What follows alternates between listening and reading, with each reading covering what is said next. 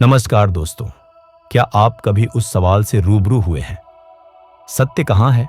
क्या वह मंदिरों में बंद है या नियमों की कठोर दीवारों में? आज मैं आपको एक ऐसी असाधारण यात्रा पर ले चलूंगा जिसने धर्म और संप्रदाय की हर दीवार को तोड़ दिया। यह कहानी है श्री एम की, जिन्होंने एक मुस्लिम परिवार में जन्म लिया, लेकिन अपने 9वें जन्मदिन पर उन्हें हिमालय के एक तेजस्वी योगी महेश्वरनाथ बाबा जी से एक पुकार मिली। ये केवल एक आत्मकथा नहीं है, ये एक हिमालयी गुरु का शिष्य होने का प्रमाण है। ये कहानी है कि कैसे एक युवा लड़का दुनियावी मोह छोड़कर हिमालय की सबसे रहस्यमय ऊंचाइयों तक पहुंचा। कहां उसे कठोर योग साधना से गुजरना पड़ा, कैसे उसने मौत का सामना किया और अंततः कैसे वह जीवन के सबसे बड़े सत्य को जानकर वापस समाज में लौटा। अगले 20 मिनट तक अपनी व्यस्तताओं को किनारे रख दीजिए, क्योंकि यह सारांश आपको बताएगा कि सच्चा गुरु कौन होता है और जीवन का सबसे बड़ा अध्यात्म कहां छिपा है। आज मैं एक ऐसी किताब की कहानी आपके साथ साझा कर रहा हूं जिसे पढ़ने के बाद मेरी जिंदगी को देखने का नजरिया ही बदल गया।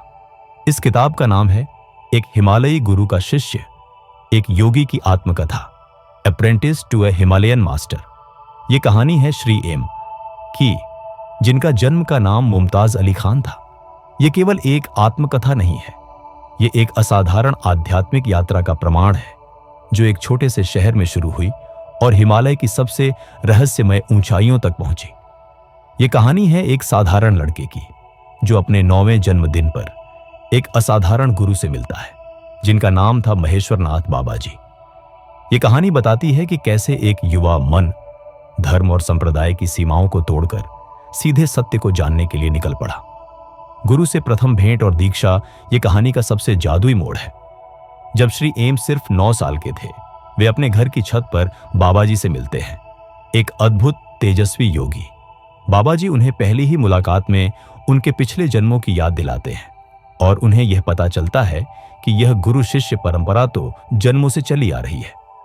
बाबा जी उन्हें 3 साल बाद 17 साल की उम्र में घर छोड़कर हिमालय आने का आदेश देते हैं। सोचिए, एक मुस्लिम परिवार का युवा लड़का जिसे अचानक हिमालय के एक हिंदू योगी ने दीक्षा के लिए बुलाया हो। यह धर्म से ऊपर प्रेम और कर्तव्य की पुकार थी। 17 साल की उम्र में श्री एम ने घर छोड़ा। यह एक आसान निर्णय नहीं था, लेकिन सत्य की खोज की प्यास हर बंधन से बड़ी थी। पहला सबक यही मिलता है, सच्चा गुरु आपको आपकी सीमाएं तोड़ने के लिए प्रेरित करता है, आरामदायक जीवन जीने के लिए नहीं। उनकी यात्रा बद्रीनाथ के पास व्यास गुफा में बाबा जी के आश्रम में शुरू हुई, जहां उनका औपचारिक शिष्यत्व शुरू हुआ। हिमालय में कठोर प्रशिक्षण और साधना बाबा जी का प्रशिक्षण सरल नहीं था। यह था कठोर, निर्मम और अनुशासन से भरा हुआ। श्री एम को न केवल हठ योग और राज योग की जटिल क्रियाएं सिखाई गईं, बल्कि उन्हें ध्यान की गहराइयों में उतरने का तरीका भी सिखाया गया। यहां कुछ महत्वपूर्ण शिक्षण बिंदु हैं। शरीर की शुद्धि, सुबह 3 बजे उठना, बर्फीले पानी में स्नान और मुश्किल आसन। बाबा जी सिखाते थे कि साधना केवल मन से नहीं होती, उसे शुरू करने के लिए शरीर को एक उपकरण की तरह शुद्ध और मजबूत बनाना पड़ता है। मानसिक तपस्या, श्री एम ने महीनों तक मौन, साइलेंस साधना की। उन्हें सिखाया गया कि मन की बकबक, मेंटल चैटर को शांत करना सबसे बड़ी तपस्या है। कर्मयोग, प्रशिक्षण केवल गुफा के भीतर नहीं था। बाबा जी उन्हें गांव के लोगों की मदद करने, आश्रम की सफाई करने और निस्वार्थ सेवा, सेल्फलेस सर्विस करने के लिए कहते थे।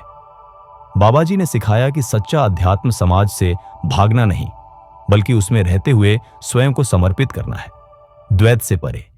बाबा जी ने श्री एम को सिखाया कि धर्म का सार एक है। उन्होंने श्री एम को हिंदू धर्म ग्रंथों के साथ साथ कुरान के गूढ़ अर्थ भी समझाए। बाबा जी उन्हें सभी संप्रदायों से ऊपर एक ही शक्ति की ओर देखते थे। एक घटना है जब श्री एम को लगा कि उन्हें सब कुछ आ गया है। बाबा जी ने उन्हें तुरंत पहाड़ों पर भेज दिया, यह बताने के लिए कि ज्ञान की यात्रा कभी पूरी नहीं होती। यह विनम्रता का सबसे बड़ा सबक था। असाधारण अनुभव और गुरु की शक्ति, इस किताब में कई ऐसे अनुभव हैं जो सामान्य तर्क की सीमा से परे हैं। ये अनुभव गुरु की असाधारण शक्ति, सिद्धियों को दर्शाते हैं।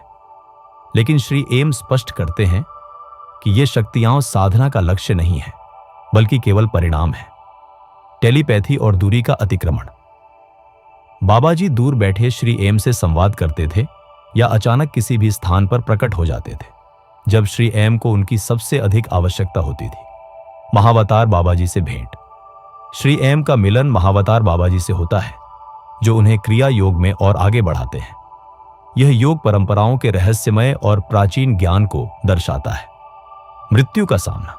कई बार उन्हें अत्यधिक ठंड, भूख और शारीरिक पीड़ा का सामना करना पड़ा। बाबा जी ने उन्हें सिखाया कि हर पीड़ा मन का वहम है।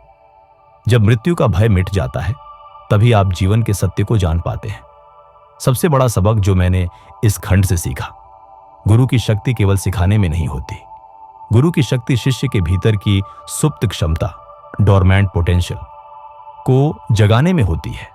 उसे ऐसे अनुभवों से गुजारने में होती है जो उसे द्वैत से अद्वैत की ओर धकेलते हैं। वापसी। गुरु का अंतिम संदेश और विरासत। लगभग 3.5 साल के गहन प्रशिक्षण के बाद बाबा जी श्री एम को वापस संसार में लौटने का आदेश देते हैं। यह एक अंतिम परीक्षा थी। असली साधना गुफा में नहीं, जीवन के मैदान में होती है।